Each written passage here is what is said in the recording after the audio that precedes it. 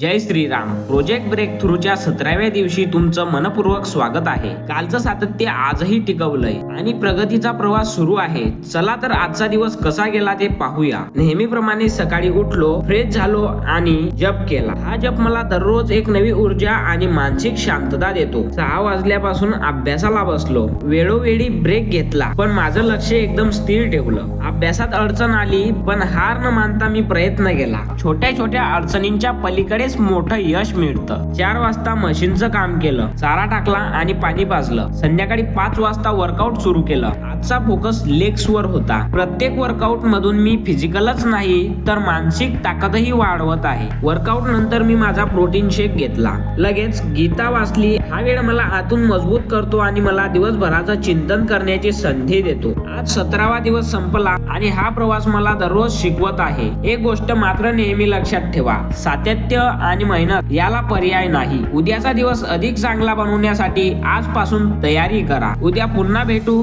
तोपर्यंत जय श्रीराम.